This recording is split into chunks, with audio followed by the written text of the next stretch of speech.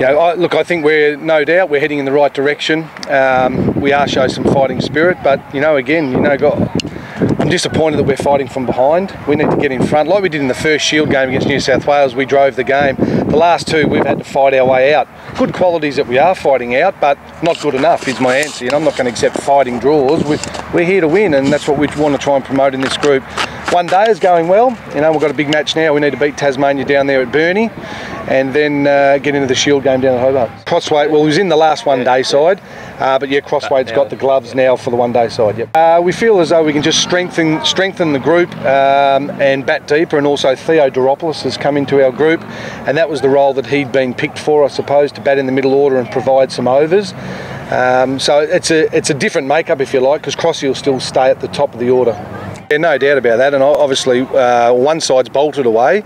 The good thing is, with our two fighting draws, we haven't allowed sides to get away from us. That's probably the positive. The negative is, you're right, 2 points from 3.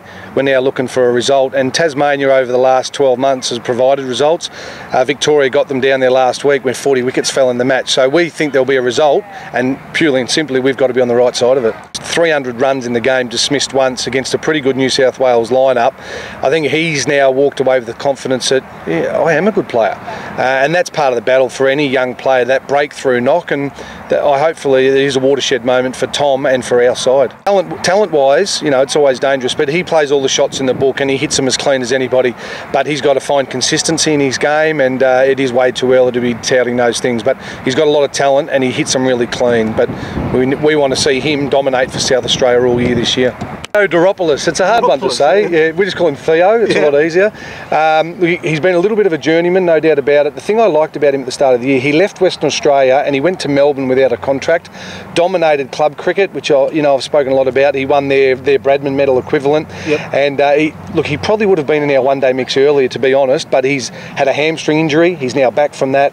We played a game the other night against the Darren Lehman Academy whilst I was away, and he got some runs and some wickets, so he's now put his name back up, and that's why he's been rewarded, and we think he can play a really good role, in particular in the short version. And then hopefully, if Daniel Christian gets selected, we're hoping Daniel Christian will be right in the mix for the Australian A game, which clashes with the Queensland game. So there's always in selection looking for where we want to be, and we think he can play a role in both formats. My role as coach and the coaching team, to be honest, we want to develop players that can play in all formats. I think we're derelict in our duty if we just say he's just a one-day player. I don't buy into that. I use Michael Hussey as our example. He can play, apart from last night, he can play in all formats, and that's the type of player that we should be aspiring to produce in my eyes. Michael Hussey is the role model player for all players. Okay.